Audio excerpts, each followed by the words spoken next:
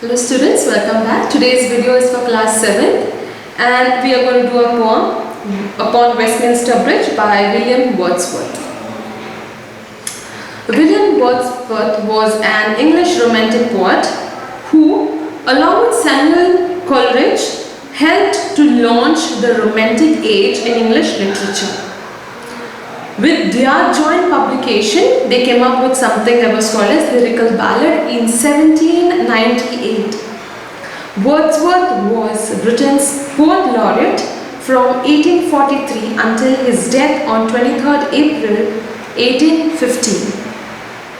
He was the most prominent of all English romantic poets. The title of the poem itself marks a specific place in his life and to everyone who has been a part of that age. He is showing a viewpoint over London's river Thames during the Industrial Revolution and is typical of Wordsworth, who works often his work often deals with both power and the power of nature. The poem speaker, that is William Wordsworth, contemplates the city at dawn. Seeing it for a short while, it takes him back to that space of peace that he looks at the nature and he admires it. Now, since he came from the Romantic Age, we need to know what the Romantic Age was literally like. So the Romantic Age, which was also known as the Romantic Era, was an artistic, literary, musical and an intellectual moment that organized in Europe towards the end of the 18th century. And in most areas, it was at its peak in the approximate period from 1800 to 1890.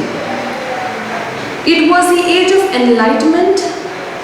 It was the age of rationalization of nature and modernity.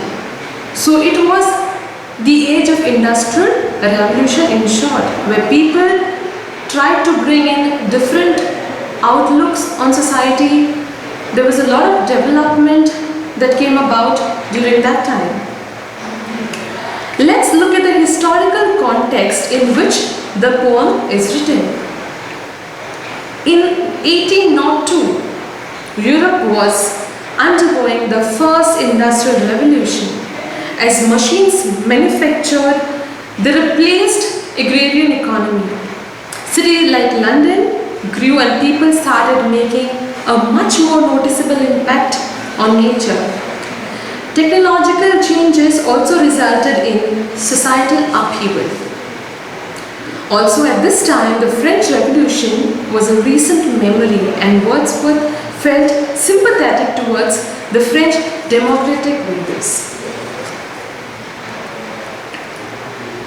Now that was about the historical context, which basically tells us that it was the age when Industrial Revolution was in action. It was the age when there was a lot of development, a lot of civilization that was brought in the city of London.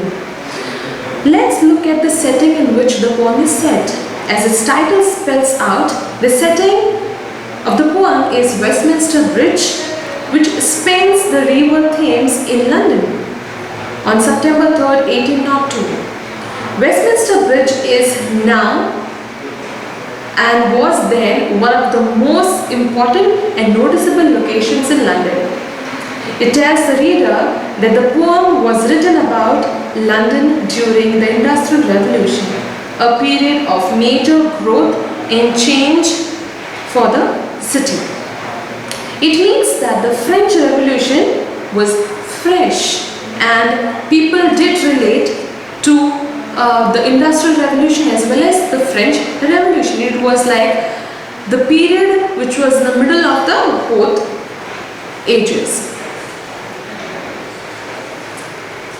Now, there are two important reasons why this poem or this age was remembered for a long time. The year 1802 is important for two reasons. One, it tells the readers that the poem was written about London, like mentioned, during the Industrial Revolution, of how the changes are brought in, what things were major affected because of Industrial Revolution. Also, it made people realize of the transition that they were going through. Let's look at the poem. I will read the poem line by line, so kindly keep your books open and follow as I read the poem. Earth has not anything to show more fair. Dull would be he of soul who could pass by a sight so touching in its majesty. This country now doth like a garment wear, the beauty of the morning silent obey. Ships, towers, domes, theatres and temples lie open unto the fields and to the sky, all bright and glittering in the smokeless air. Never did sun more beautifully steep in his first splendor valley, rock or hill. Never saw I, never felt a calm so deep. The river glideth at its own sweet will. Dear God, the very houses seem asleep, and all the mighty heart is lying still. So this is a poem written by William Wordsworth, which is titled as the poem Westminster Bridge. Now in this poem, he talks about a lot of things which we will understand as we go through it again line by line. Earth has not anything to show more fair. Now here, the term fair is not about the complexion. It doesn't talk about any sort of complexion, but it talks about the beauty. He says, Earth has nothing more beautiful to show us. Dull would he be of soul who would pass by a sight so touching in its majesty. Majesty is place where he is living, London. It's huge. It is the most beautiful cities. And he says if anyone could pass by without noticing the beautiful scene, that is the river Thames, then that person is definitely devoid of appreciating nature. He does not have the quality of appreciating beauty around. He is of a dull soul.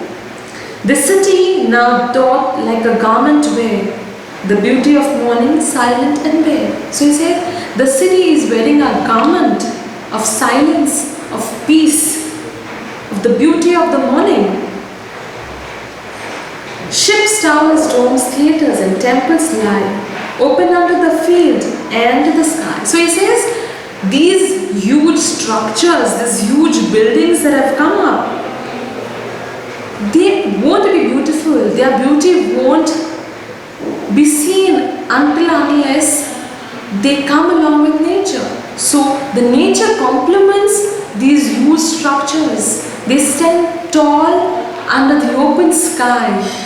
So it is because of the nature that these huge buildings look so good. All bright and glittering in the smokeless air. So he says, everything is so pure, there is no pollution. Students, remember that the scene is of early morning sunrise where people are sleeping, where there is no vehicle, there is no pollution. So it is smokeless air. Therefore he says, all bright and glittering, everything is shining so bright. Everything is shining so pretty. It is looking so beautiful. It's because of lack of or less pollution in the air. Never did sun more beautifully steep. He says the sun never looked so pretty, never looked so beautiful.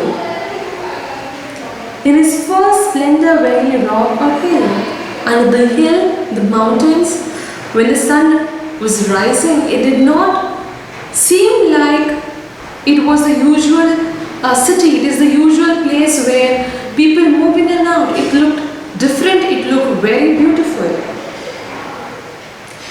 Never saw saw I never felt a calm so deep. So the poet here is telling us that he never felt so calm.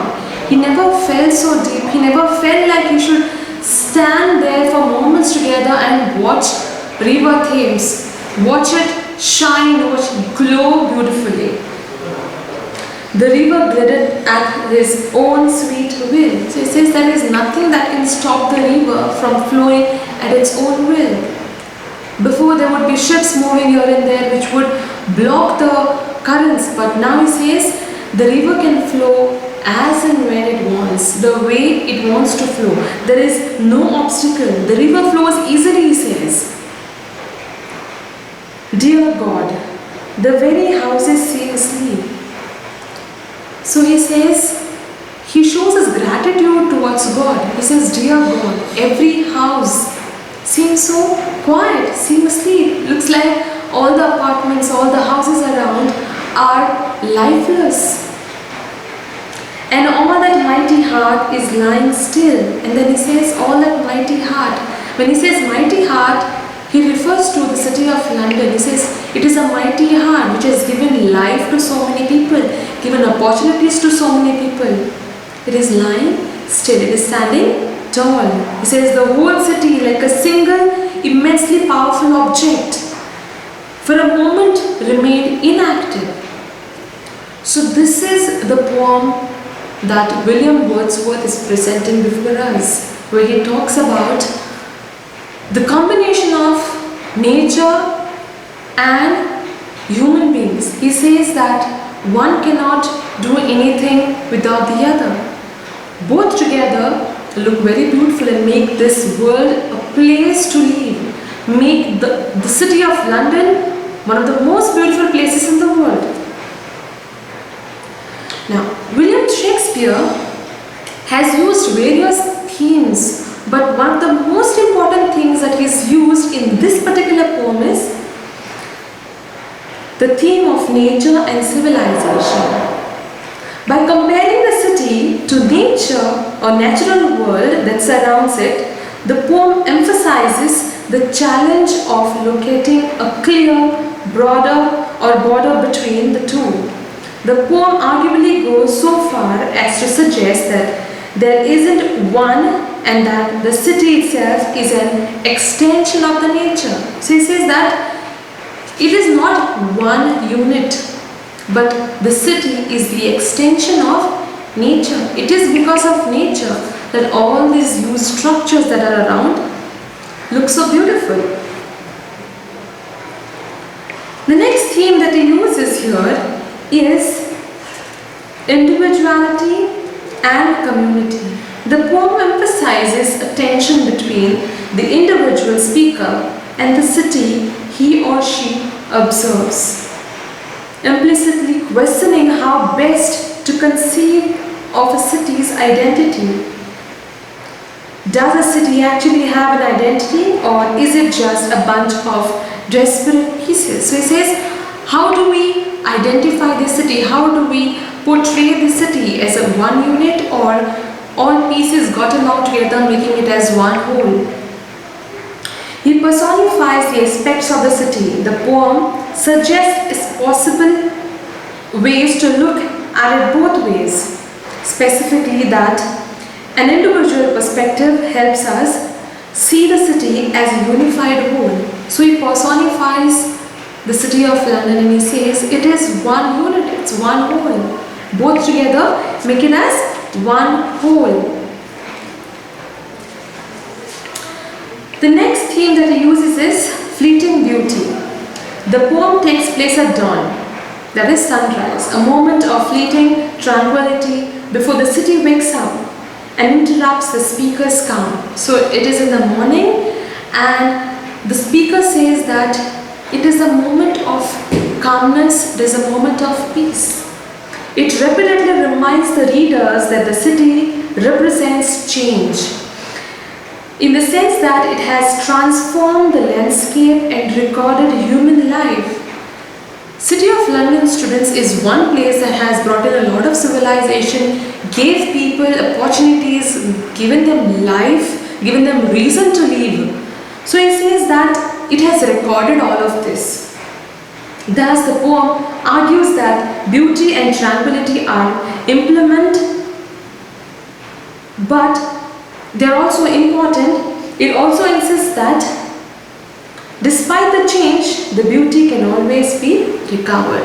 So this is one of the most important parts of this poem, where the poet says, although there is beauty around, although there are changes around, but he says, nature or natural beauty can always be recovered.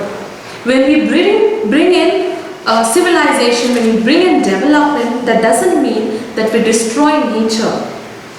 But unintentionally, if it has been done so, then the poet says it can always be recovered by giving in efforts, by putting in efforts and appreciating nature, appreciating the natural beauty, the world that God has gifted us with. So students, this was the poem Upon Westminster Bridge by William Shakespeare. So we've discussed about the various themes that William Shakespeare has brought in this poem, and the message that he's trying to convey to us, that we need to appreciate beauty, that we need to appreciate what is around us. Of course, it is important to bring in changes and development, but at the same time, it is very important that we show our gratitude towards the world that we live in, the beauty that we live in. So with this, we come to the end of this video. Students, I hope you have understood the entire poem and the themes that have been discussed. I shall give you all a few work or exercises to be done in the poem. For now, if you can, then identify the rhyming scheme that William Wordsworth has used in this poem. Try to understand what rhyming scheme has been followed by William Shakespeare in the poem Upon Westminster Bridge. Thank you very much.